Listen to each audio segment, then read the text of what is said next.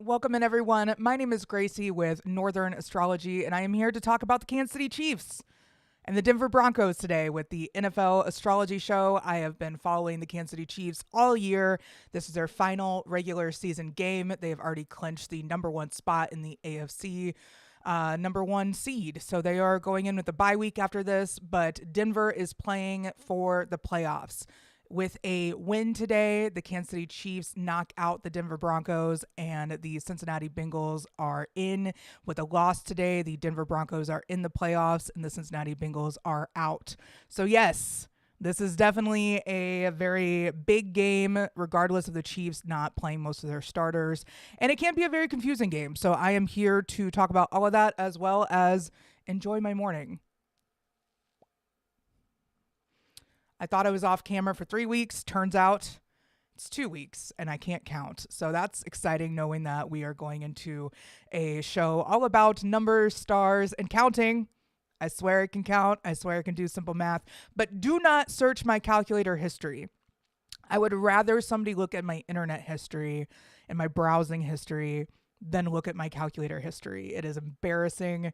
It is ridiculous that, teachers told us that we wouldn't have calculators in our pockets for all of time. And yet here we are, and we do. And some of the things I have used on my calculator are quite embarrassing as a 36-year-old. So welcome into my sports astrology show, where I tell you all things about the stars lining up with the daily sport that I am looking at. Sometimes it's UFC, sometimes it's football, sometimes it's cricket. I don't know. Who knows what I'll be getting into? The off season is approaching, and we don't know where that will take us. So without further ado, let's get into the game chart of today. Make it a little bit bigger, since you don't need to know that it's Christmas. My Christmas tree will stay up, okay, until I feel like it. That is my one stipulation. And just for fun today, because my experience with lighters lately has been very I don't know what it is. Maybe it's my Aries sun. Speaking of which, I have my Shadonis necklace on. That is the sun glyph. If you can't see that, I will definitely show it up later. But yeah, I'm using old school matches to light this joint. Crazy. But because of my problem with lighters, for some reason, I am sitting here like, oh, I've broken another lighter. I guess I will stick to matches. So yes, I'm very old school in that regard. The game today, I will focus on a little bit more with this. I'm like, hey guys, you want to just hear me ramble about some stuff? It's Sunday. There's a freaking huge snowstorm going on around me. I'm in the middle of a blizzard right now. So I have not left the house, as well as, it's just a slow start to the day. It's a Sunday where my team, the Kansas City Chiefs, that I have been born and raised in Kansas City, cheering on my entire life. I did take a couple breaks when I was mad at my parents and wanted to be a Broncos fan, so I will admit that out loud. Kids do weird things. I have a son that is a Seattle Seahawks fan, despite never being to Seattle. So those are things that, kids do. They pick a weird alliances and they do all sorts of things. But once we get to Seattle, maybe I'm like, hey, maybe you'll be a Chiefs fan now. Seattle's not that great. Oh, man. But today's game with the Chiefs at the Broncos, I guess the Chiefs had a little bit of a problem getting out of Kansas City. Not surprising. We've got a whole freaking blizzard going on. So the fact that they even are in Denver is a miracle. And you would think that the blizzard would be coming from the place with mountains and not the place with an elevation of 100. But here we are. Kicking off the game today, we are seeing that it is a Gemini rising at the 13th degree, which is an Aries rule degree. So this is going to be aggressive shit talking or yapping, or there's going to be a lot of back and forth, I believe, in this game. And we immediately go to Mercury, since Gemini is ruled by Mercury, and we find where Mercury is in the chart, and we break it down from there. That is today's chart ruler, and that is one way, if you are new to astrology charts, finding the rising sign, and then finding what that rising sign is ruled by, the planet or luminary that the rising sign is ruled by, is key to delineating, which is what we are doing here right now. It might look like I'm just having a nice morning smoke session and talking about the stars. That is kind of what I'm doing, but I'm also including you guys in the mix with it with my sports astrology breakdown. So I'm grateful you all are here. Looking at Mercury in the seventh house at 26 degrees Sagittarius, this is near the galactic center. So I feel like today's game will be a little bit more enlightened only because looking at that degree of Sagittarius in the Sabian symbols, no, I'm not talking about the Sabian symbols that are actually like percussion instruments. I'm talking about the Sabian symbols. Ignore this book. It is from the 80s and it is also one that I use almost every day. And I held it together with painter's tape. I have a brand new one behind me, but I'm not using it because, that one's for my bookshelf. This one is for my practice. But this is a book that I use every single day. It is literally my astrology Bible. Most people would have like a book that includes description of the planets and the energies and all of that. I've got that locked, right? Like I understand what the planets do. I understand their influence. Part of when you get into astrology and part of when you become a full-time astrologer is developing your style, your practice, and everything about that, right? So I've never been one to really drill in this planet does everything here and this planet, like I have to look at somebody's chart, right? And when I look at somebody's chart, I can then give them a higher breakdown of what all is in their chart and how that planet affects whatever, or that luminary or celestial body, or like placements like the vertex or part of fortune that I really work with a lot in my practice. Those placements, vertex to me is your spiritual gifts and things that soothe your soul in this lifetime, and the part of fortune are people in the form of spiritual lessons or gifts as well, blessings, so to speak. And it's also where you can find solace in times of struggle. So excuse me, we're still on the runny nose train here. It's a lot of fun living in the Midwest. Try it sometime if you haven't already. But looking at this chart, we do see the part of fortune is trine today's Mercury. The part of fortune is in the fourth house. So the home team does have a little bit of a boost here. But looking at Mercury trine that, I do think that since Mercury is in Sagittarius, the sign of travel, not the travel sign, but the sign of travel, you do really see the I would say boosting from the part of fortune for the home team, as well as that Mercury kind of like aspect happening. But with Mercury being in Sagittarius, I do feel like the upper hand is going to be with the travel team, and that being the chart ruler. So it should be interesting to see with that. That is a new theory that I developed right here on the spot, as well as in my research earlier this week. So I've kind of just been playing with a lot of things. If you are new here, I combine the event chart. So some people have worked with John Frawley's method of using horary astrology with sports. I think that's one of the dumbest things you could do. So I can't sugarcoat it. I'm like, why would you just no? Looking at the actual scheduled kickoff time, yeah, it can vary. I also have people at games that I'll be like, hey, the moment the ball kicks off, can you please let me know when that is? Like sometimes it's a couple minutes before, sometimes it's a couple minutes after. Usually it's not after because of like TV times and stuff, but it can vary, right? So they try to keep as on the spot as possible. But I have yet to go to a game where, because like I haven't gone to a game where I'm like full blown into astrology. The last time that I was at a game and like able to not be frozen was like 2020. 2022, I went to the Christmas Day or Christmas Eve or Christmas Day game where the Chiefs and Seattle Seahawks played. And that's when I got to take my son to his first game, and we sat like 2 rows behind the Seattle Seahawks bench. So that was nice. It was nice to have those tickets. It's nice to have friends that still have season tickets and lend them to you. But the 26 degree of Sagittarius is what we originally were talking about. My Gemini moon is alive and well.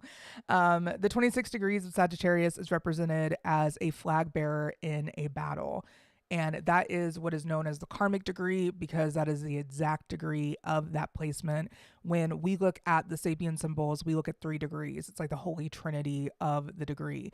Some people work with deacons or decans, however you pronounce it, and that's great. I still think that there's more of a microscopic look at the planets and placements at these very, very, very exact degrees. So there's a lot of interesting things that people do not understand about my astrology methods, and I am okay with that because the way that I do things is mapped out in a lot of my books.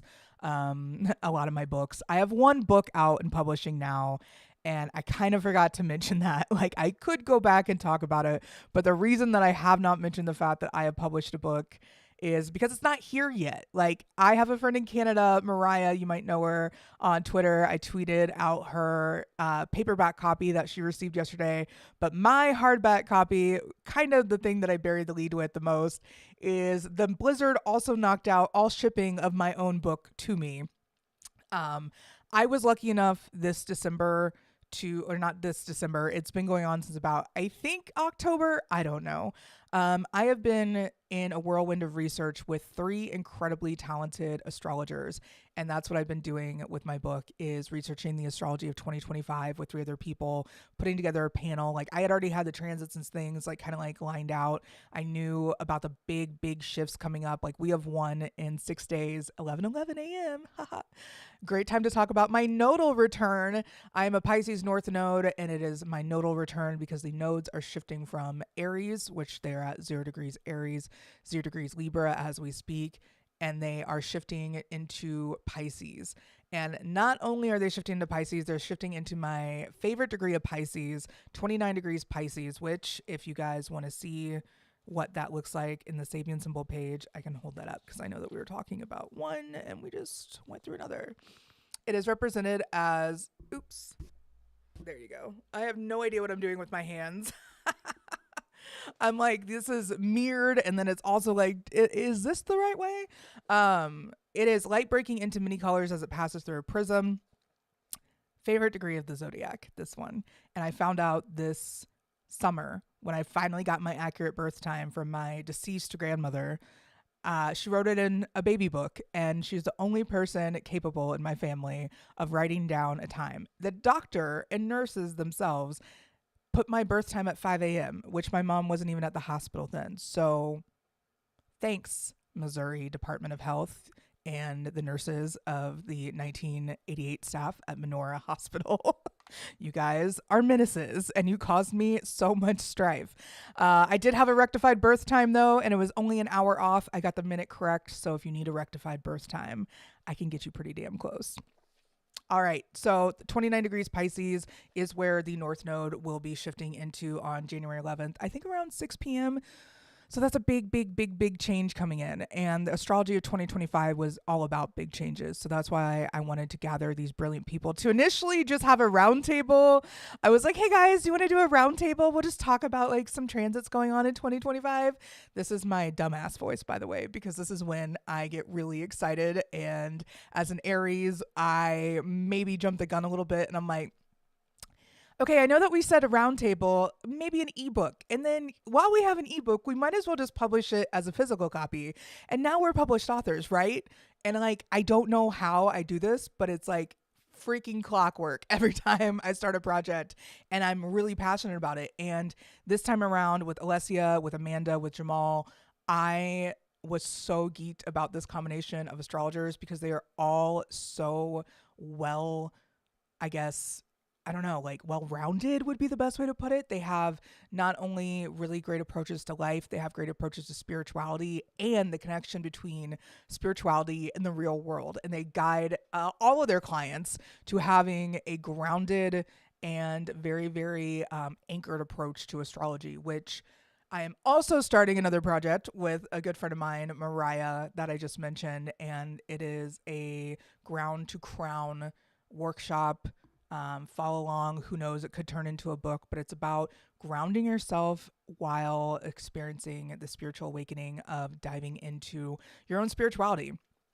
It's something that a lot of people get to experience in life, maybe later in the end of their life, but with all the new age movements and all the hippies out there, thank you everyone in the 60s who were daring enough to do all the things outside of society's norms and kind of start a movement with the new age. Has it gone off and started cults and caused problems? Yeah, a little bit. There's no shortage of documentaries on people who have found spirituality and they don't know what to do with it. So they like want to tell everyone about it because it's helped them so much.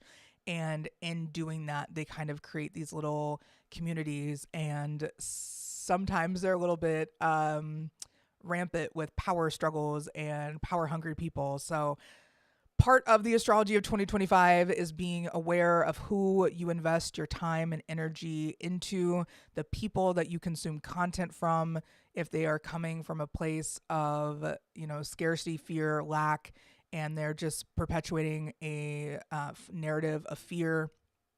It's not great to be attached to that. I think we can all agree that fear-based narratives are kind of out the window in 2025.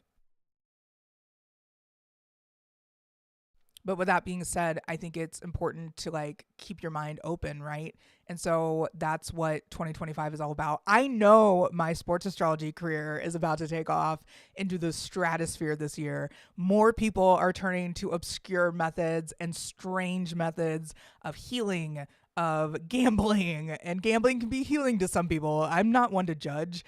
There's just so much about what this year ahead really offers with outside the box thinking and people from outside the norm becoming more mainstream. And that doesn't mean agendas are being pushed. People are so afraid of, indoctrination and all that. And it's like sometimes we need to get past our fears of human connection and the idea that maybe it's a good thing. When humans are connected and, harmonized a little bit more, the divisiveness is going to be fading away. I feel like a lot of people are going to be seeing how we can find middle ground and how we can find peace within a lot of different areas. It's not going to be overnight, but there are a lot of things that are here to kind of break open the world around us. And so I think it's important to have these tools to share astrology with people, but to also share through incredible teachers alongside me the beauty of being grounded and connected to Gaia and Sophia through the Gnosticism work that Mariah does, and how you can connect to the goddess and not just be in this linear, singular relationship with what you view as God or what you view as the creator. I think in all things in life, we're going to see a lot of duality.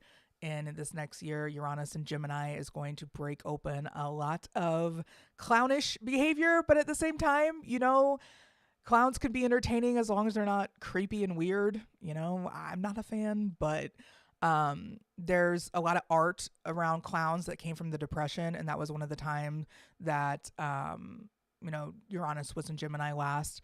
So it will be an interesting time. I do believe that the Astrology of 2025 book, if I had it, it'd be right here. If I had a physical copy, I know it's out on an Amazon truck somewhere, and I'd much rather that Amazon truck driver be safe and stay the hell out of this blizzard than be delivering a book that I will literally get in a couple days. And I promise when I have my new book, our new book, our collaborative effort, it is a hardcover copy. We sold out of them last night.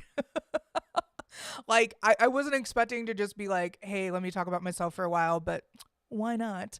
But this book has been such a cool effort of just winging it and saying, we know a lot about astrology and we know a lot about what's going to happen. And all of us that worked on that book are very, very astute with our predictions. And they're not predictions like, oh my God, so-and-so is going to get cheated on and their life's going to go into a downfall. Like, I think people that use predictions to predict people's downfalls when they are simply living their life, whatever, it can be a little bit gray area, because there's people like politicians and corporations and corrupt organizations where you can look at and you can predict things for them, and it's like fitting, but it's like, who's to judge what is that line? So I like to walk the line of, if I can run into this person in my near future and it's something that I feel like I would not want to have to defend myself against to them, I feel like I just keep my mouth shut. Like, I am in Kansas City. I work very closely with a lot of people in Kansas City that are involved in sports still. It's not like I'm, just out here on an island being like, fuck it, I'm just going to name everybody's downfall right here now. I've seen Patrick Mahomes being a huge target of these vague predictions of downfall. And it's just it's kind of weird. And I know that when he either has a child on the way or the child's been born, it's already stressful enough, like going around predicting people, saying that there's going to be something terrible that happens in his life around X, Y, and Z. It's just kind of like, all right, let's cool it a little bit. So my predictions will be on the football field when it comes to athletes and everything else. If I feel like sharing that with them, I will. But other than that, I feel like my predictions will stay on the side of ethical. I don't know. It's a weird thing. Ethics and astrology are going to be a huge topic coming up in 2025. So watch yourself. Chiefs at Broncos. We're getting back to the chart finally. I apologize for that little detour, but it's important. The Mercury that we talked about being the chart ruler is in the 7th house. That is in Sagittarius and is ruled by Jupiter. So once again, we look at Jupiter on the ascendant in the 12th house. Station retrograde. So this is not a Jupiter that's going to be causing tons of motion. I do think this game is going to be a little bit slow. Yeah, I can see it being a little bit slow, a little bit not necessarily in hypersonic speed, but just like that slow to start, or could be a finish that seems like it takes forever. This game could easily go into overtime. I have no idea any of the updates on the players, on anything. I know that Mahomes is out. I know that Carson Wentz is in. I do have Carson Wentz's chart pulled up that we will be taking a look at when it's time to. That's going to be later towards the predictions and all that. But I do have that pulled up, so we will be talking about it a little bit. But this is going to be a really fun game just because so much can happen. If you missed it at the very beginning of the stream, I mentioned that with the win today, the Kansas City Chiefs knock the Broncos, I guess, out. And if the Broncos win, they knock Cincinnati out. So, yeah, it's going to be fun. I think it'll be a fun game to watch regardless, even though, it's not Patrick Mahomes making magic out there with Travis Kelce and all the starters. Even if they have second and third string, it's a good time to let them get some reps in before playoffs when we might need them. So I'm not on the Chiefs. I'm not a part of the Chiefs coaching staff when the Chiefs need them. I am a fan. I am an astrologer. I will keep it separate, I promise. But that Mercury being close to the galactic center, I think it could be a little bit more enlightened, like I said earlier before my sideways conversation about everything that I've been doing in the background that I just failed to mention because my sun is square Saturn, exactly. 2 degrees Aries, 2 degrees Capricorn. And my sun is also ruled by an exalted Mars. So all I know how to do is keep moving forward. And it's been funny listening to some of the takes on exalted planets. I got one big reality check in the roundtable because it's like, yeah, you see and hear these people before you actually you hear their work and you hear like them before you actually may see them. And I'm like, oh yeah, people have heard of me way before they've ever met me, seen me, know who I am. They just know this energy, like the sports betting guys that we're talking about, the witch. Part of that was me. Part of that was a numerologist that my friend Kelly uses. So I do take credit for the witchiness of the UFC fights and the college football, or not the college football, but the pro football picks. I have definitely helped people out with UFC and NFL picks being correct, and of course my show too. But I was not the one that predicted the Ohio State part being, a thing. Like I did not say that Ohio State was going to go all the way, but I'm not mad that that's been accredited to me because they're doing really well. But I really do think that it's going to be fun to see like how this game plays out, just because, seeing that galactic center placements do kind of tend to either be really insecure or really enlightened. It depends on where they are in their spiritual journeys. So when they are in a game chart and in a sports chart, I feel like this will just be maybe a little bit less back and forth. I did say it was going to be chippy, and I feel like people are going to be maybe trash talking a little bit. It's egoic. It happens, especially when you have Jupiter ruled Mercury in the seventh house of the others. You might have some conversations with the others, you know? It might be like, hey, I don't appreciate you doing that kind of conversations. You never know. But with that, we look at Jupiter like we were, and Jupiter's on the ascendant station retrograde at 12 degrees, which is a Pisces degree, in the 12th house of today's game. So should be interesting. I'm going to go ahead and move forward because we'll talk about the transits with the other game charts. I'll make this a little bit bigger just so you guys can see more. We don't need to see my microphone or my Christmas tree. I love my Christmas tree, so I want to see it all the time. For the Broncos today, we have the August 14th, 1959 chart. And while I do that, I'm going to let you guys see this chart real quick, and I'll be right back because I realize I don't have my water.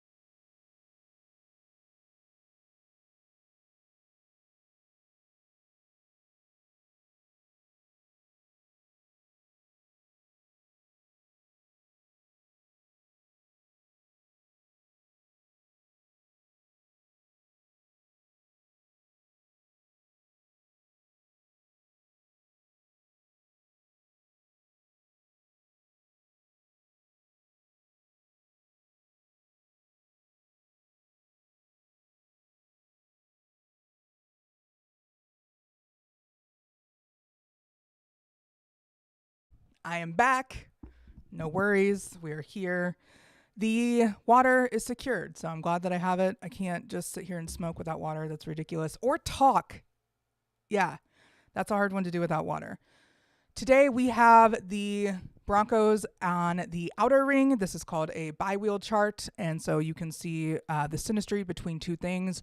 The thing in the middle is the Chiefs at Broncos game happening at 2:25 Mountain Standard Time, 3:25 my time, and 4:25 Eastern. Don't worry, I had to look it up and make sure, triple check, because time zones and we get a little bit twisted around sometimes. Since we see the Broncos chart on the outside, looking at the first house, we're going to start right there. So if you're looking at the chart, it's at the 9 o'clock position. I know me doing hand signs doesn't really do anything for you, so I'll stop. That is at the 9 o'clock position, so it's at 13 degrees Gemini where the chart starts off. So we see at 17 degrees Gemini, there is Lilith there, right on the ascendant. The vertex doesn't really mean anything because this is a noon chart. This is the announcement date for the Denver Broncos being an organization and being a team in the NFL. So into the moon-ruled second house. Didn't mention this for the game chart, but today's pace of the game could be a train wreck. Mostly because 5 degrees Cancer is known as the degree of an automobile wrecked by a train, or the train wreck degree, as I call it. And that is ruled by the moon. So we look at today's moon, and that is at 1 degrees Aries, a very headstrong, very combative degree. So I feel like today's pace of the game being ruled by the moon in Aries could be highly emotionally charged, highly sensitive, highly infantile in nature. Childlike is a great way to put it, or a nice way to put it. But that is conjunct the North Node. So it's very much a loud point of today's game. That North Node is conjunct the Broncos South Node. So they're going through what is known as a nodal reversal. So that's kind of cool to see how that impacts them there in the 11th house of today's game.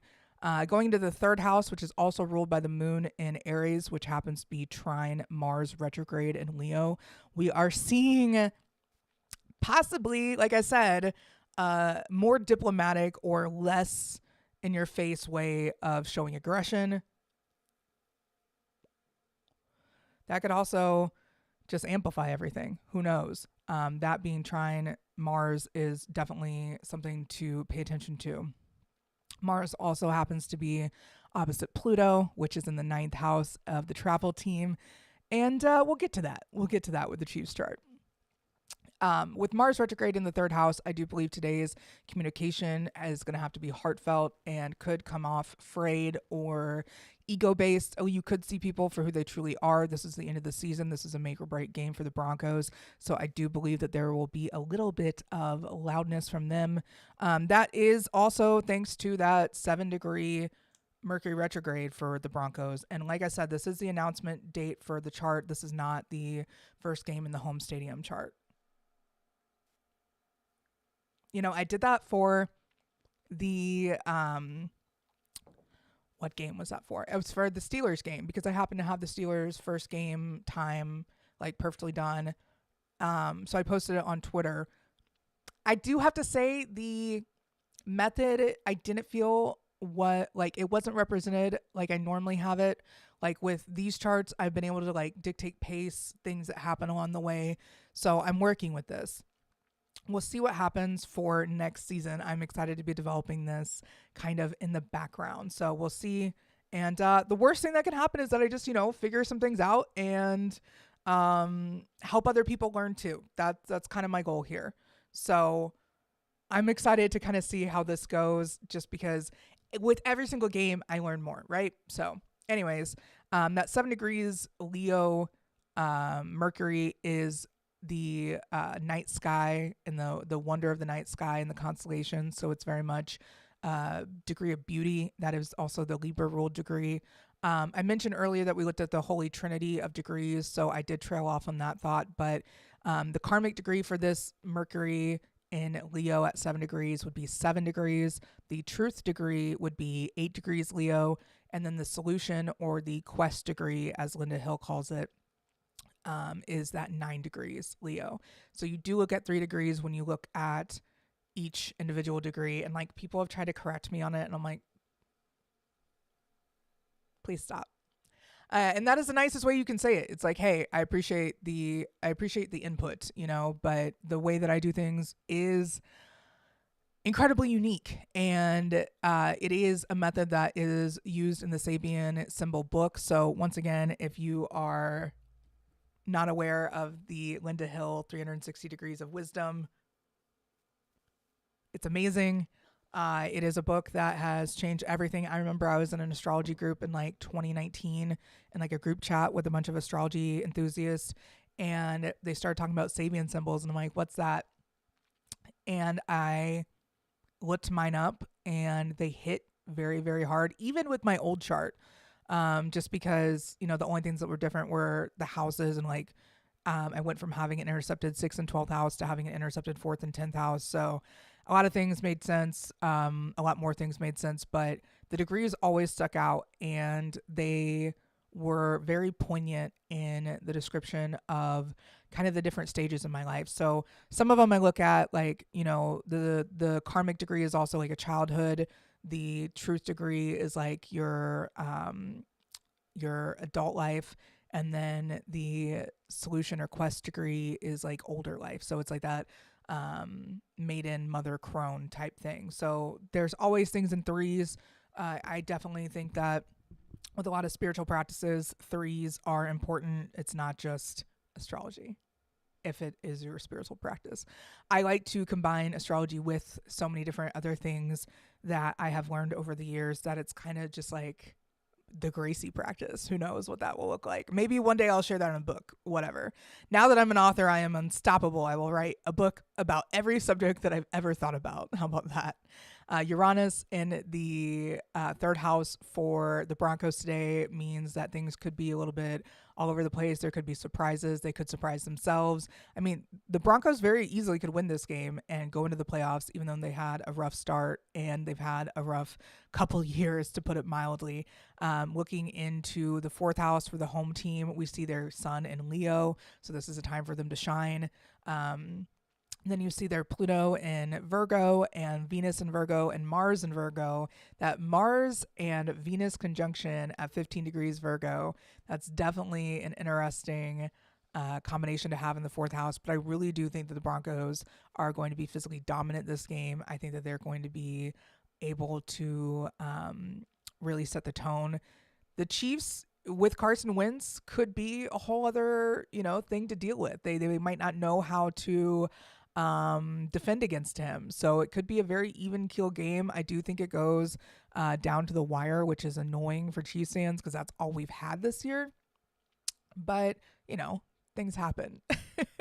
It's sports. It's something that you can't control. You can just see ahead and know that it's possible. So going into that fifth house ruled by Mercury, and that Mercury in seventh house for today's game, we are looking at an intercepted house. So it's going to be an intercepted fifth and 11th house. So we might not see as much creative play today, but we will definitely see the action of the back and forth, and it might not be diplomatic and it might not be rage prone. It might just be like a weird mix between both.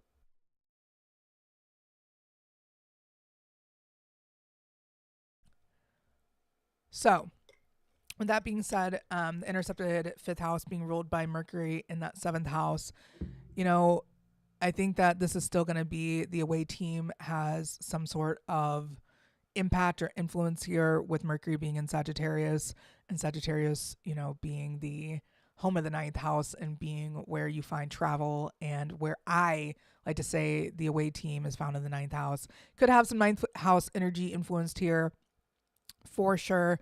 Having the south node in the fifth house conjunct the north node for the Broncos, this could feel very familiar for them as the Chiefs and Broncos rivalry has been going quite some time and has not slowed down in anger or hatred. They still, the fan bases do not like each other. That's pretty simple. Especially when the Chiefs were getting like roughed up by Peyton Manning for years, and we were having to watch the Broncos have all this success, and I'm just like, oh, maybe one day the Chiefs will have that. And I was like, no, that's impossible, Gracey. But here we are. Going into the sixth house of physical health and wellness and the connection to body as well as service and pets, if you want to go that route. I don't really think pets will be a theme here, but you never know. The Mars ruled sixth house. So Mars in Leo is square the beginning of the sixth house. So I do think injuries will be less today. It'll be more mental or ego wounds than anything else. I don't really see a lot of bad things happening within the sixth house, right? Neptune for the Broncos, they could be a little bit rose-colored glasses about their physical health going into this, and then get surprised within that, seeming how, like I said, Uranus in the third house is in Leo, and that is squaring their Ceres and Jupiter, so or loosely squaring Jupiter. So you never know how that could turn. Their luck could turn in an instant there. But I do see that, with Mars opposite Pluto, Mars retrograde opposite Pluto, it can be deceiving. It can be like it's slowly stationing and not slowly stationing, slowly shifting into Cancer as we speak. So by the 6th, so tomorrow, Mars will be back in Cancer. So all the mommy issues in the world that you could possibly be experiencing, or all the things where you need to learn how to become your own mother, or mother yourself in ways that you tend to mother other people, or heal that relationship between letting others nurture you and take care of you, spruce up the space around you, like reconfigure your aesthetics in the space around you. Look where Cancer is in your chart, and you can kind of go from there. But yeah, Mars in Cancer will definitely bring back a lot of emotions and intensities. So we will continue on through the sixth house and look at that Jupiter. Yeah, that Jupiter is, directly opposite Uranus in the 12th house of today's game. So I do think that their luck could change very quickly.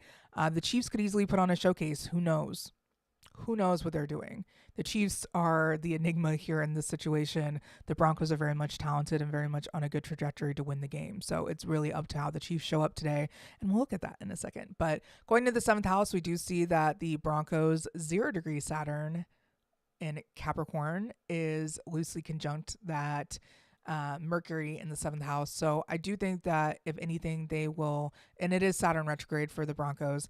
If anything, they might feel a little bit of pressure. They could have some bone or just like knee or joint stuff, stiffness, perhaps.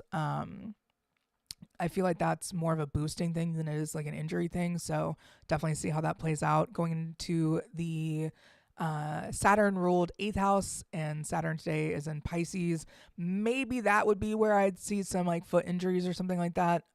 We'll see how that goes, but nothing in here for the Broncos in the eighth or ninth house.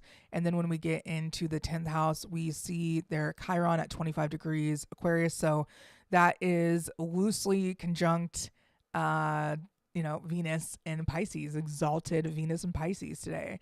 And that could be possibly causing some problems. Today's game does have the part of fortune at 29 degrees Leo, which is the mermaid on a rock, damsel in distress, come save me degree of Leo. And that part of fortune opposite their Chiron, they could easily be that damsel in distress. Who knows? Today's 11th house starts at 20 degrees Pisces. That is the intercepted house. That's the intercepted 11th house. And we see Neptune, the North Node, Moon, and Chiron in there for today's game. And all that is in there for the Broncos, even though the part of fortune's there, it's a noon chart. We don't know. Or we won't know until I do my other method.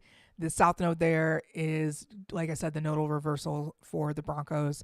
That could just feel like a little bit of inspiration for the team, or possibly like new leadership emerging for today's game for the Broncos. We'll see what that looks like. And then in the 12th house, nothing really there. So we will move into the Chiefs game, and then we'll go into the tri-wheel where I will have everything pulled up, and you can see how the Chiefs and the Broncos look against each other. Yay. And you guys can also look at this chart for a minute, because I let you do that with the last one, and I don't know if anyone is following along, or they're just like, Gracey, get to the damn prediction and score and who's going to have a good game so I can put my bets in. Whatever. It's my show. You will wait. An Aries teaching patience. Who knew? Who knew?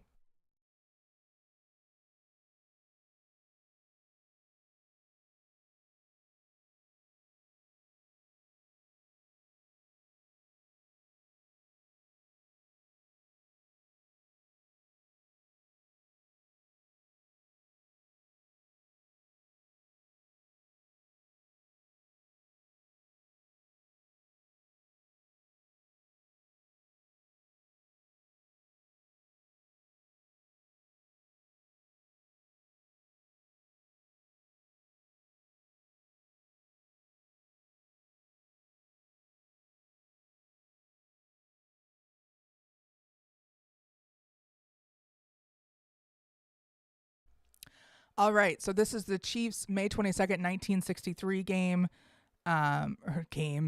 announcement of the Chiefs coming to Kansas City. Their other chart that I use is the 1972 game. That is their first home game in their current home stadium. There we go. Had to remember my own process. Today's game is the 13-degree Gemini rising. If you are following along, that's at 9 o'clock. If you're looking at the astrology wheel in front of you, like a clock, it's at the 9 o'clock position. Where that 13 and the two little pillars with the two little thing, it kind of looks like a Roman numeral 2. That's Gemini. That is where we are starting this off. The Chiefs have their sun in the 12th house, so we'll go back over that when we get to the 12th house. But there's nothing in the first house for the Chiefs. Then we go into the train wreck ruled degree of the second house of today's game. Could be quite intense of a battle mentally for everyone involved. Might not be the most high scoring, but could definitely be an intense mental battle. We see the North Node for the Kansas City Chiefs there in the second house, which kind of determines the pace of the game in my method.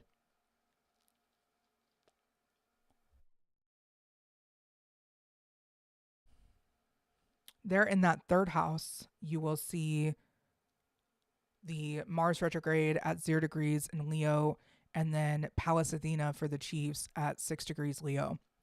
So that is really the only thing that shows up in the third house. So if anything, their knowledge and insight and awareness could possibly push them into, being actually quite competitive with their second and third strings on the field. So Once again, I don't really pay attention to what's going on. I know that like they're sitting a bunch of players, so I'm assuming it's all second and third string.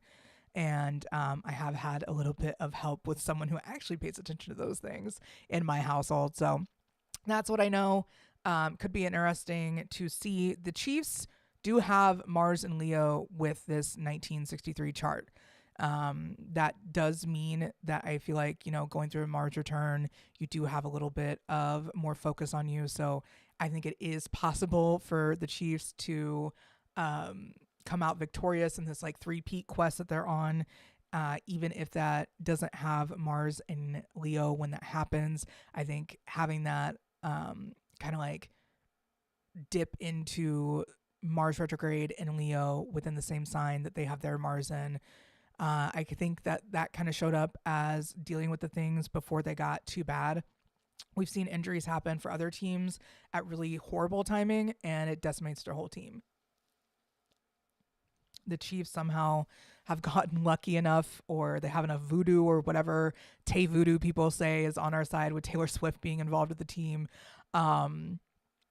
People say it's all sorts of things that the Chiefs had, but in my opinion, it's a lot of their Leo placements in this chart and also in the other chart, because they do have a Virgo sun, so there are Leo placements in that other chart. I feel like that's just getting a hold on your ego and a hold on the egoic battles within, possibly before it actually happens, to all come crashing down. So I think that they've had a lot of situations in the off season as well as this current season where they have had to check their ego and do the team effort and collaborative thing. The fifth house, which Leo does naturally find itself in the zodiac, is opposite of the 11th house, which is that I don't want to say that Leos are selfish, but at times Leo placements can kind of be self-focused versus focused on the other, which is what Aquarius is all about. So that's why I love that axis so much, because you get to learn so much about yourself and others, but not in that like combative way, in that like building and intensifying way of the 5th and 11th house. In a fun atmosphere, not combative like Aries versus Libra. All right, so going into that 4th house of the home team, when I said that the Broncos had a good chart for the home team, they do. They've got a lot of energy, Mars, Venus, Sun in there. The Chiefs have Mars, Uranus, Pluto, Vesta, and Juno all in there. So they're not going to be an easy opponent to just roll over and kind of steamroll.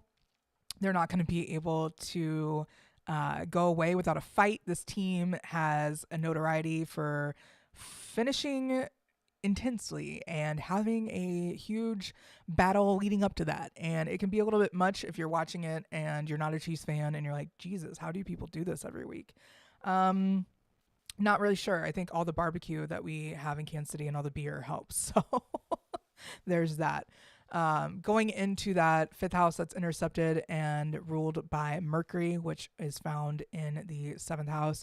The Chiefs don't really have anything there until the 6th house, where they have Neptune.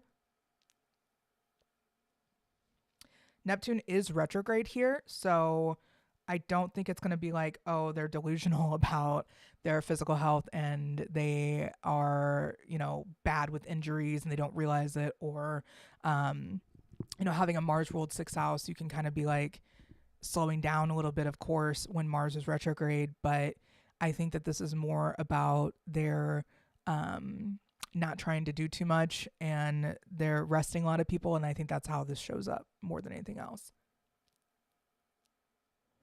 Going into the 7th house, nothing there for the Chiefs. The 8th house has the South Node, which can be very much comfortable in the unknown, comfortable in the psychological state that competitiveness can bring. Having a Saturn ruled 8th house does mean that Saturn in Pisces conjunct Chiron in Pisces for the Chiefs is making a big impact on this 8th house. So this could be once again the Vegas house, where I look to the gambling and odds and the collective money and how that's being used in this game or in this situation.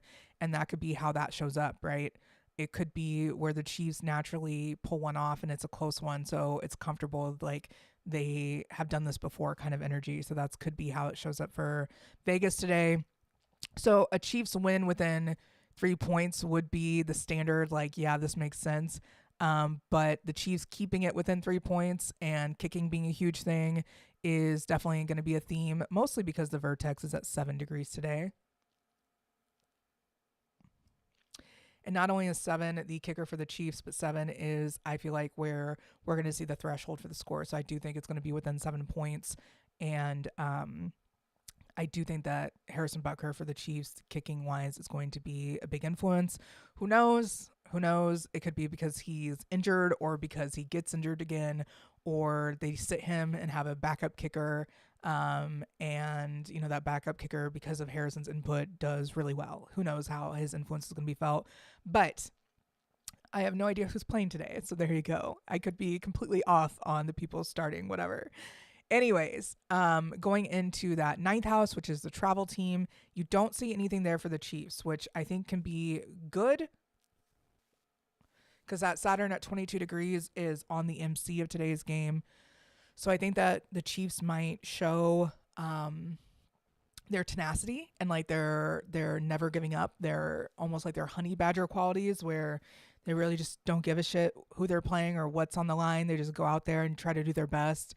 You know, second and third string players are usually playing to show off their skills, not necessarily playing for a roster spot, but like anytime you get to go on the field, it's work and it's adding to your resume. And those are the things that second and third string players are looking to do. They are looking to make an impact. They are just as hungry as everyone else on the team, if not more.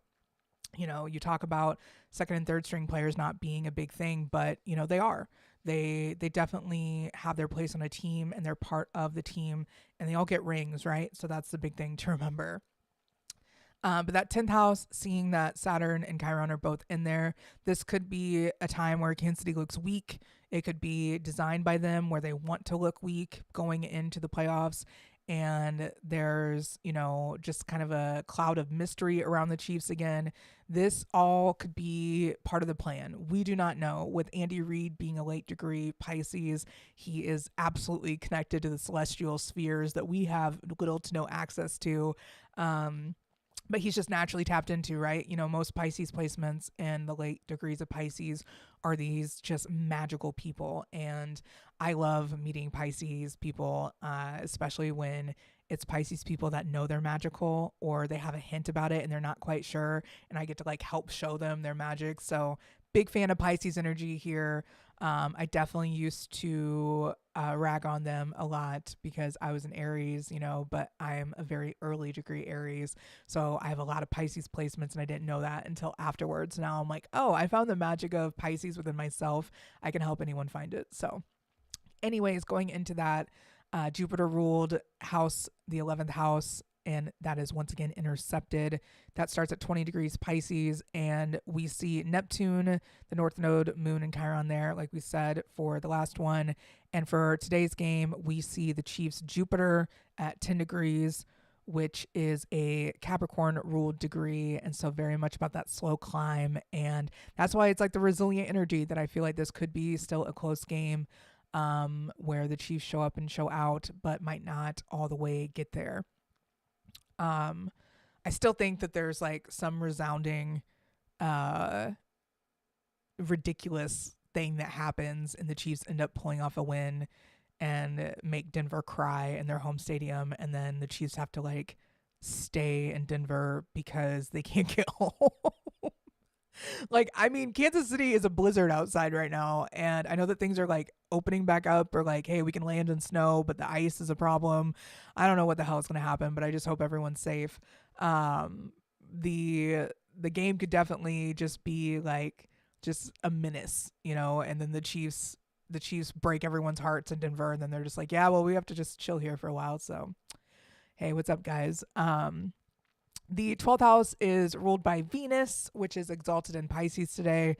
So there could be a little bit of reliance on Chiefs magic here for the Chiefs. They could easily go into this being like, we got this. We're fine. We're we're the reigning Super Bowl champions. Like we don't need to worry about the Broncos, but the Broncos are hungry. They are absolutely wanting yes. Yeah, let's go Broncos. We need this win. I understand that you do. I also understand that my lifelong Broncos resentment is like, wouldn't it be funny if? And it's not funny. I was that Chiefs fan that got my heart broken when Tom Brady and came into town, and it was the 2019, I think, AFC championship, and we lost, and I just sat there like, okay, that was heartbreaking.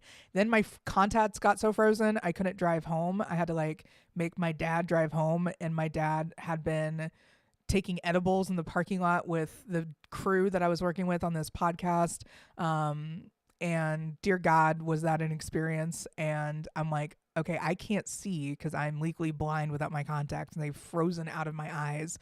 And he's coming off of edibles and like finally human again, and we're just stuck in traffic. So we sat in the parking lot forever, and we just like got together, and then you don't even think about the loss because you're just like, I got to get home.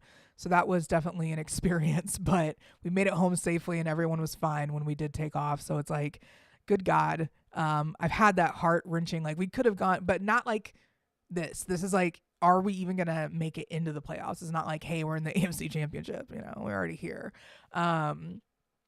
This is definitely more heartbreaking. So I can see how today would be just too much for the Broncos. I get it. For that reason is why I'm predicting that the Broncos win today by 3. So you're welcome. There's my bone to throw. But I will say that the Chiefs magic is on the table. You just don't know what's going to happen, right? So it's definitely interesting to follow along with. But with the Chiefs having their Venus and Mercury retrograde, Moon and Sun all in the 12th house today, this does indicate to me a little bit less likely of a hard finish for them. They might get super close and look great, and the game doesn't matter, so it doesn't really matter what happens. It's a no pressure game. That could also be a spiritual freaking awakening of a lighthouse moment in there. So for that, we do need to look at the Carson Wentz chart. We do the camera scene real quick.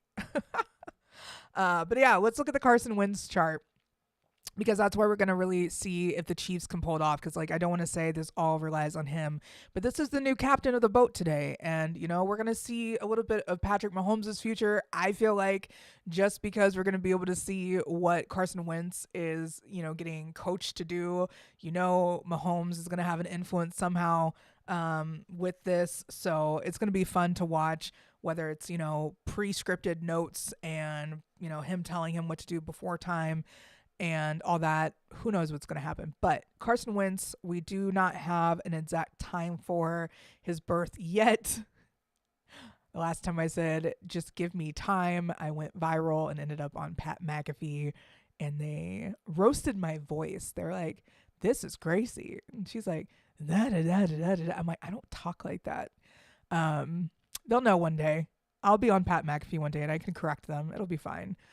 Carson Wentz birth time, one day they'll just be like, everyone in the NFL will just be wanting to give me their birth time, so they will know how the season ahead will go. And then I'll be like, oh my God, this is so many people.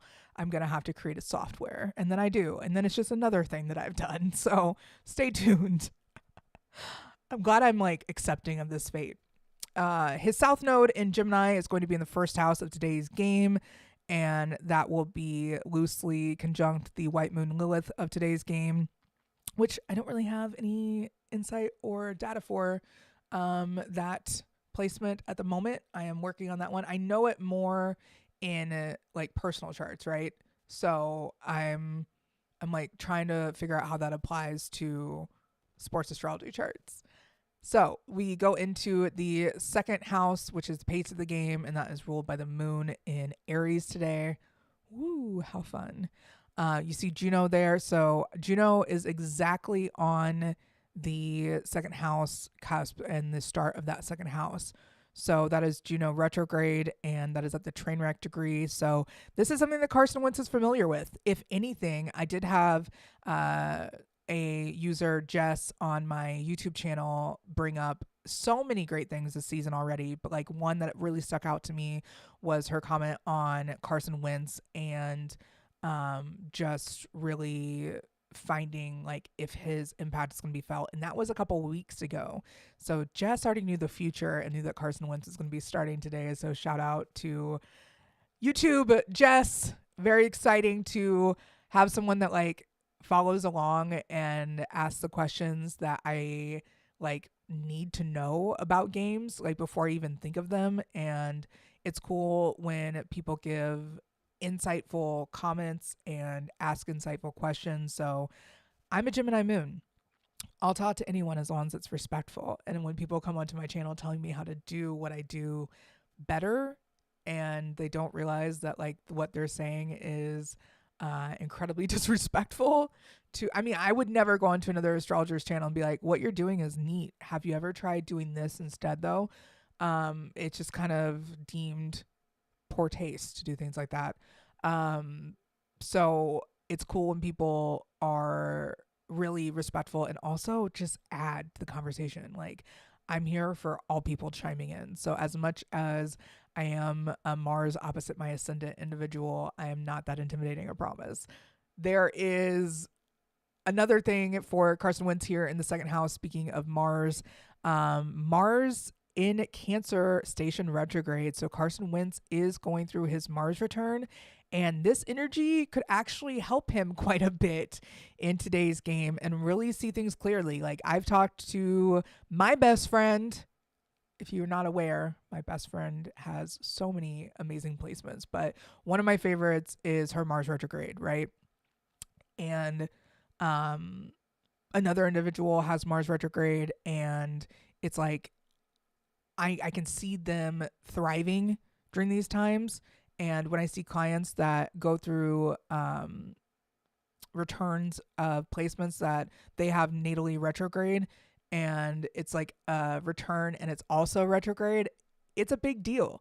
So Carson will have his Mars return soon, right? So that'll be Mars is going to be stationing at I think like 17 degrees right on my ascendant A, direct at 17 degrees. So it'll go over his Mars retrograde. That'll be one return. And then when Mars stations direct and goes forward in layman terms, and goes back over that 20 degrees Cancer, that'll be another Mars return. So Carson Wentz is going to be a factor and be a loud factor in the postseason, as well as possibly even like make a dramatic commitment to the team or make a grand exit after or retire after this. Who knows? Could be very interesting to see.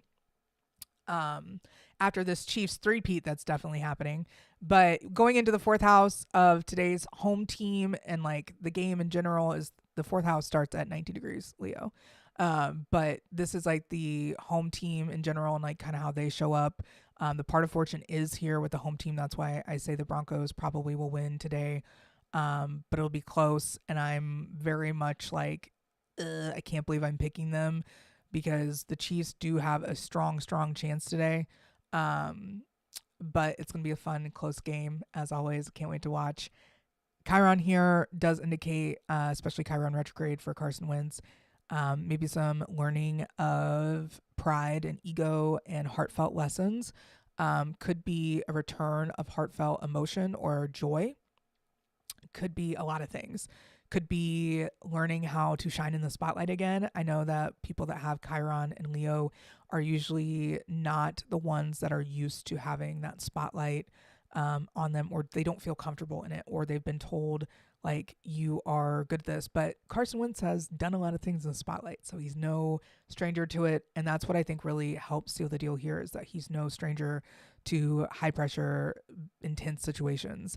Luckily, this has no pressure on it for the Chiefs. They can do whatever, and they're still on a bye week and 1 seed. So it's whatever. Those are great situations to be in. Carson Wentz's Jupiter in Libra is in the 5th house, so possibly him being a little bit more creative today thanks to him playing well in and out of pocket. I do think that a balanced approach to Jupiter is what Libra can offer when Jupiter is in Libra, and you can kind of find that it's a little bit more guided in the or balanced in the approach of blind faith, blind luck, all that. But the problem with Jupiter in Libra can be the blindness that you have to a lot of things like maybe your own beauty or, the beauty of others. You are kind of the diplomat of a lot of spaces, but you can use that as constantly being the mediator and never actually choosing a side kind of energy. So definitely interesting to see. His Pluto is in the sixth house. I think this will just be transformational. If anything, I don't think that this signifies an injury. The North Node and Mercury conjunction with Vesta will be conjunct today's Mercury. So he is going through his Mercury return. So this could be a very swift, high action, high octane, big brain movement and time for him. So he could be very much working with swiftness for sure.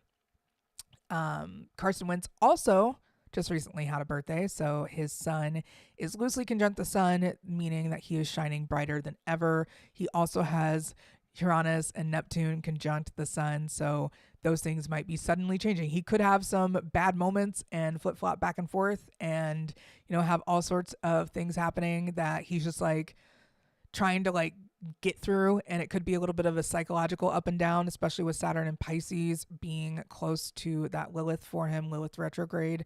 But his Venus in Aquarius and his Ceres in Aquarius, as well as his Saturn in Aquarius, conjunct the MC, means that he could just show out today. So I'm really having a hard time saying that the Broncos are going to win, because looking at Carson's chart, it's like, who knows? Looking at this matchup between the teams, that's where we're going to do our numbers to watch and signs to watch. I do think Capricorns are big today. Let me pull up my notes. I had them somewhere. Well, wherever they went, they're in a better place, I'm sure. Yeah, I don't even know where they went. Oh boy, that's great. But the game and the numbers that I had, I can easily pull off the top of my head because it's easy. 0 today, I feel like, is going to be a factor somehow. 0, 7, 12, 13, 19, 29. I had 36, 45, 89, and 91. So those are my numbers to watch. Signs to watch, I had Gemini, Pisces, Aquarius, Leo, Capricorn, and Scorpio. So I do feel like Taurus has the chance to be strong here, but it's like towards the end of the game, Taurus could really push through. That's where I think Taurus is going to be strong. So that also includes Noah Gray. So definitely keep an eye out if he is going to be in taking a lot of snaps today. I think Noah Gray could definitely have some fun, especially because his moon is in the sixth house. So that'll be fun to watch. And today, I think that the main theme is going to be, for the Chiefs really showing up and stopping the Broncos. Showing out on offense will be key for them to win. And the Chiefs actually having a lot of cohesion, especially with, you just saw Carson Wentz's chart. There is a lot of push for the energy behind the Chiefs. I do think this game is going to be decided by 3 points. I do think it's either going to be the Chiefs or the Broncos. I'm over here like, it's physically paining me to pick the Broncos in this situation. But I do see a lot of supporting factors as to why they could win. Looking at that fourth house, if you want to go into it, the Broncos are on the outer ring and they have their sun, which is loosely 3-degree orb conjunct the Chiefs Mars. Their Pluto is conjunct the Chiefs Uranus, and the Chiefs Pluto is loosely conjunct their Pluto as well as their Venus and Mars. So a lot of energy in here for the home team. So the Broncos are going to be very much, if they can handle the battle of the ego, if they can handle the back and forth and like trying not to get their pride and their heart wounded in the process, or if they're, really operating well as a team and they're firing on all cylinders. This could easily be something that we see that is a fun game to watch because it's just fun to watch them play. Chiefs, same way. This is going to be a team that the Broncos have no tape for. No one has any tape for the Chiefs, so it's very much like I see the Chiefs Neptune showing up here loudly. Just that it's at that 13 degrees and it is in conjunct the rising. Neptune for the Chiefs can be very much like, hey, this is very deceptive. We don't really have any like tape or metrics to defend against these Chiefs. But with the Broncos there having their Neptune loosely conjunct as well, you never know. It's about 9-degree orb off. So I think this will be a fun game to watch. And with the moon in the 11th house, I think this will be, you know, something that the team energy and the mental state and the mental intensity and focus of the team that wins is going to be obvious. I think that the prowess of that pace of the game being at the train wreck degree of Cancer, for the second house, that moon being square, that, and then, seeing that having, when I see, I'm just like, I'm looking at so many planets right now. Let me just slow myself down. I'm looking at so many planets and I'm just like spurting out words because when it's the 12th house, I have still been researching so many parts of what the 12th house means in sports astrology, right? The 12th house is barely known in real astrology, let's be real. It's like this murky, swampy area that you just don't really know what you're in, but it like never ends. It's like the ocean. I feel like if you want to find the 12th house, the ocean is the 12th house, and it's uncharted territory. We do not know what the hell is in the ocean, just like we don't know what the hell is in the 12th house, and we don't know what we carry around with us. And so I think the Chiefs are going to be possibly secret weapons of some sort, but it's going to be a close game. So I just don't feel as there is an easy way to say that the Chiefs easily lose this game or the Broncos easily win. I think this is a game that's very evenly matched up. The Chiefs having that 22-degree kill or be killed Saturn and on the MC, they could easily deal out the death blow, the coup de grace of the Broncos season today. And that's, I feel like, shows up as their Saturn on the MC. Other angular placements for the most part on today's IC, that's where we see Mars and the Sun for the Chiefs having Mars and then the Broncos having the Sun. So there's a lot riding on this. There's a lot riding on this for the Broncos. There's a lot riding on this for people who don't normally get to, shine for the Chiefs, getting a chance to start and shine brightly. So will be quite interesting. Earlier this week, I also have an extra here for you all just because I was asked about, once again, this NFL season in general and how it's been playing out. And we do go back to the kickoff of the season, which happened at 7:40 p.m.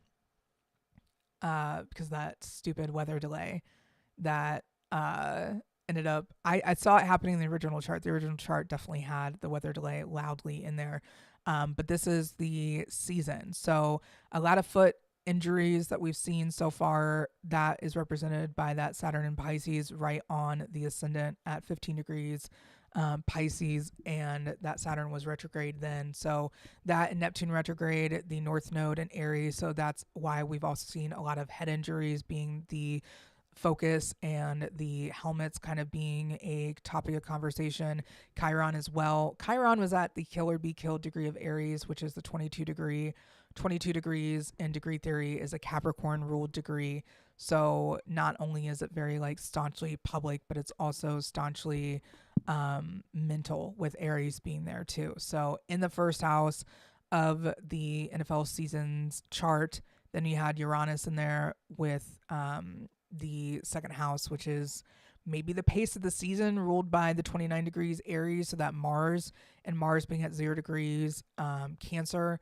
We're not going to see Mars go all the way back to 0 degrees Cancer. So that's not like the season's going to have like a Mars return in the future. So this is, not something that's going to be revisited in the future. It's not like Mars is going to go back there. So anyways, you see in the third house, we have Jupiter at 19 degrees Gemini there. And that was also the chart ruler, seeming how that is also square the ascendant as well as ruling the ascendant that Jupiter is. So definitely very powerful, but you see a lot of the diplomatic and the negotiations.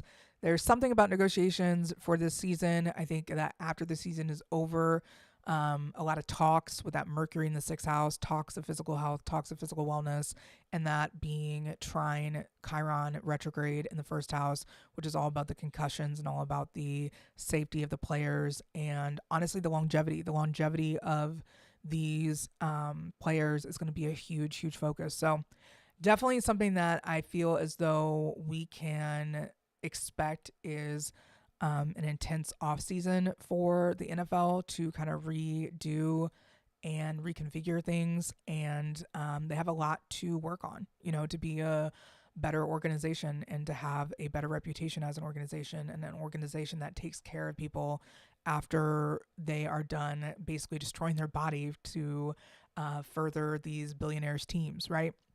So it's a lot.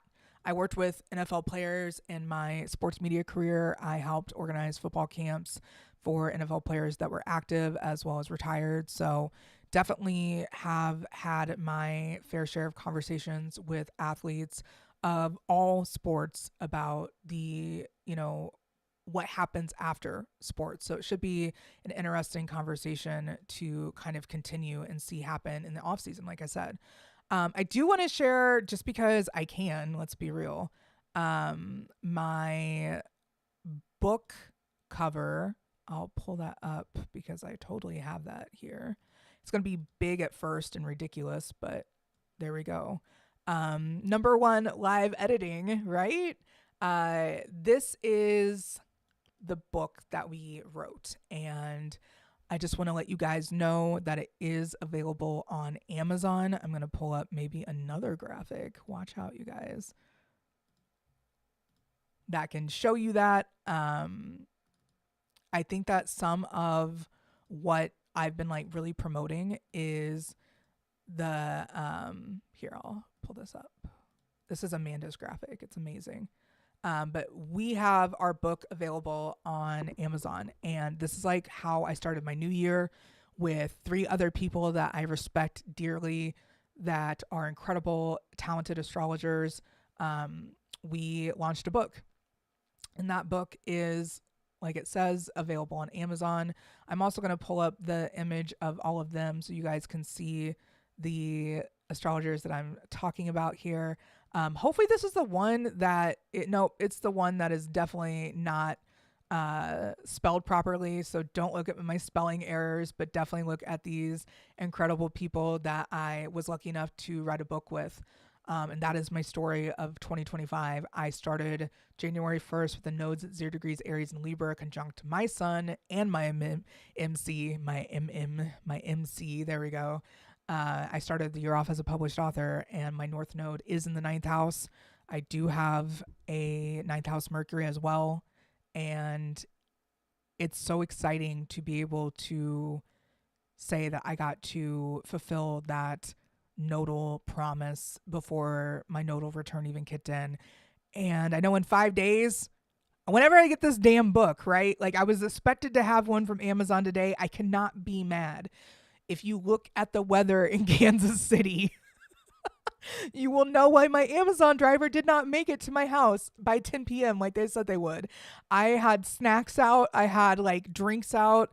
I do anyways for delivery drivers, especially around this time of year is when I started it. So it's moving forward, it's yes, these people need all the nourishments, all the snacks, all the thank you so much for making my life so easy gifts. And I just knew that Amazon was going to make it. There's 7 inches of snow on 3 inches of ice. This is the first blizzard we've had since I think 2018. And in 2018, I went out day drinking because I had friends with 4-wheel drive and they were like, let's go. That's not what I'm doing today. So, I've grown and changed during that time in the 6 years that have passed. But now I'm celebrating the fact that I have launched a book. My new website is literally the most beautiful website I've ever seen. It's gorgeous. It doesn't look like a Wikipedia page, which is my main focus. It looks like an artwork come to life. NorthernAstrology.com is where you can get our ebook, and that is the astrology of 2025. I went on a little bit of a ramble about all these people and how great they were. And it's because they really are. These people that are working with me in the astrology of 2025, you will see the roundtable on YouTube. They all have their own style of delivering messages. They have their own style of research and insight and guidance. We have magic and rituals that you can do with the new moons and full moons, as well as all of the Venus transits. We are lucky enough to have people that have a passion for the skies, as well as for the people that look up at the skies themselves and that want to connect both of them. So all of these people are great at working with beginners as well as extremely advanced. Like, the more astrologers can talk like in fluent astrology, the more that I can just babble straight astrology. Like, if I did this show in the manner that I really wanted to do it and just spoke 100% fluent astrologer, it could be a mess for those trying to learn. So, as I've been told by not only my creative director and guru of sorts, but she's also my editor, she takes notes, but she's like, you're still not speaking English. So I do spend a lot of time trying to figure out what you're saying, but like, it's slowly a thing that you just kind of learn. And if you're really interested in yourself, check out your birth chart. That's the number one thing you can do in 2025. I don't give a shit about any of your resolutions. I'm sure they're wonderful, but the number one thing you can do in 2025 is find your accurate birth time.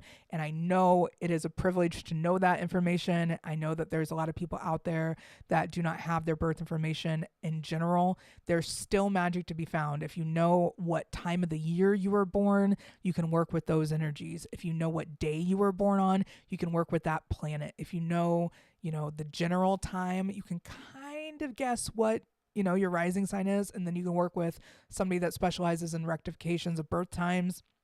There's plenty of people I can refer you to, or you can reach out to me and be like, all right, how do we do this? And we can just walk through the process. So there's a lot of ways that I feel as though there are just like direct microscopes into your magic through astrology, and the way that it's presented to you is kind of up to your astrologers, which is why working with people that have books out that you can follow along with and be like, hey, I don't understand this, reach out to us.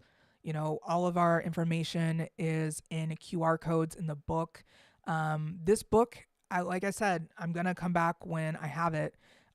If it shows up today, then I will 100% be like, hey, let's go live, and I'll bring it back up. But I highly doubt that, just because of, like I said, the weather going on. It says that it's going to be out today. We'll see, but you never know. I'm just really glad that we could bring this magical workbook that, yes, you can write in.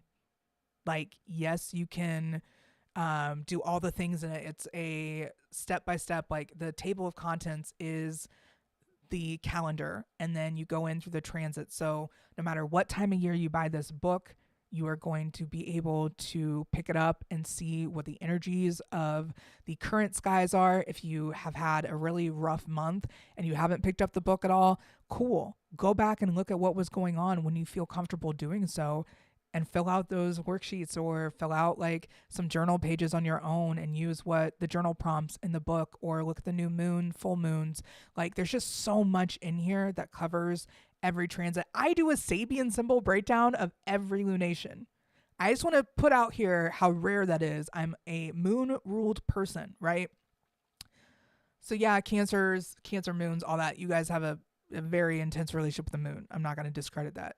However, your chart ruler being the moon is the most insane fever dream experience possibly imaginable. So I don't need to do psychedelics. I feel like I live them each and every day, right? Like the growth and the changes and the morphing and the waves of emotion that come in for me, they're all very all over the place. So you just never know what I'm gonna get. I know it's gonna be with the force of 1,000 suns, whatever I do. And it'll be starting at the crack of dawn. So that's just kind of the energy I live with. But this is energy that you can learn to navigate a little bit easier with this book. The Sabian symbols are guides and they just represent things and themes. And I kind of pull out those things and themes, tie them all together. And it's not, I don't do this. I do not talk collectively about the moon. So I channeled what I could from my own intuition and then I worked that into the Sabian symbols messages. And, Elsie Wheeler, the woman who channeled the Sabian symbols, her moon is actually exactly on my MC. So I do feel like at times I can connect to the Sabian symbols a little bit more and understand them a little bit more when I'm in different transits. And the moon was just in Pisces recently. And I'm like, oh my gosh, I am like speaking in fluent Sabian symbol. This is insane. So there's just so much that I don't normally offer. I don't even offer it to clients unless they're like, hey, I really need you to tell me about this like upcoming full moon and new moon. I'm like, all right, fine. No problem. I can do that. But when it's like tweeting out a big lunation, it drains me. My relationship with the moon is so personal that it's not something that I talk about or share a lot. I'm just like, yo, deal with it. Like the moon's up there. I don't know. It exists. Whatever. That's my general attitude. And it's because I have a Gemini moon in the 11th house that I'm so much able to yap everyone's ear off as well as host shows for hours at a time with no stopping. It's fine. But there's just like an energy of talking that heals as well. So a lot of these things that I do are because I've experienced great insight, great healing, and great magic within myself when finding these Sabian symbols. So I am a staunch believer in sharing what has worked for you. So not only do I have projects coming up for astrology in 2025 outside of this book, I also have projects for those looking into a deeper look at my spiritual practices or at the ways that I navigate life. I've been told that I am very unique in that regard and that it would be nice to know how people can kind of build their grounded reality before they dive into the awakening side and how you can really anchor yourself in the modern current world and not get too lost in the ancient, because some of this information is literally designed to make people go bonkers and there's no reason that you should do that and have to manage that on your own. So being careful with esoteric information and being responsible and ethical with the astrology information we have is so crucial. And in 2025, those that are ethical will rise up to the top and shine brighter than ever. And those that have been practicing questionable ethics will unfortunately be taking a nosedive. And it's not up to me, it's up to the astrology of 2025.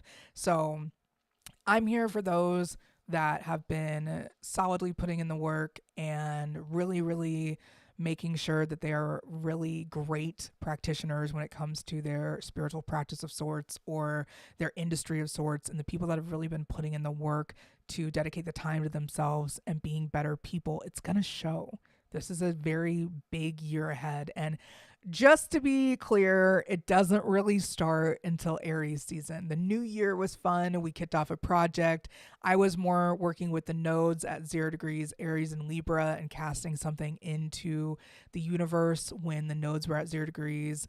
Aries and Libra, it's a very ancient way of saying, like, I want to make an impact, and this should be an offering making an impact. We've already charted. We went to as high as number 8 on Amazon and new releases in the almanacs category, as well as 11 in the astrology new releases. And that's out of thousands and thousands and thousands and thousands of astrology books, and I am so grateful for that. And like I said, if you guys are looking to get the book, it is available on Amazon in paperback form. I know that it is there. And then in the hardcover form, it is a pre-order. It will be shipped out as soon as they are available. And then I have another surprise, and I'm not going to reveal it yet, but I will say I have a very big meeting on a very big day for me, and it will be about global distribution, and I'm looking forward to it. So we will be getting in all corners of the world soon. I am very excited about that part, and we just got to get there one step at a time. So thank you all for purchasing this book if you have already. If you're looking for the ebook copy, it is available on my website, northernastrology.com. We have a lot to look forward to today with this Chiefs and Broncos game. I, for one, am looking forward to some rest. I have more rest coming up after this game today. The Chiefs will be in a bye week. So win or lose for the Chiefs today, there's going to be a close game. We're going to have some fun. And I think kicking will definitely be a big theme. Seeing how this game has a vertex at 7 degrees. I think the game stays within 7 points. I don't think it's going to be, a game that's a huge blowout on either side. So I think it stays competitive. And Carson Wentz, I am estimating you go off today in a way that is quite fun to watch. So looking forward to seeing how those predictions turn out. I'm more looking forward to seeing this game kind of conclude the regular season and the Chiefs get some rest, because I am a homer through and through. I am a Chiefs fan through and through, and I look forward to the Chiefs, like I said at the beginning of the season, heading into a three-peat. I was right on that regard, that we are heading into the playoffs. It's not like we were going to get burned out. We had a rough go with injuries there for a while, and it did look like we weren't going to win 90% of the games that we did win. So I get it. I absolutely get it. But with that being said, thank you so much for tuning into this broadcast. I will be back soon with a Chiefs game, as well as another Real Housewives astrological profile featuring the one and only Emily Simpson from the Real Housewives of Orange County. So I've got sports and I've got Bravo. So I've got both. You're welcome. I'll see you guys soon.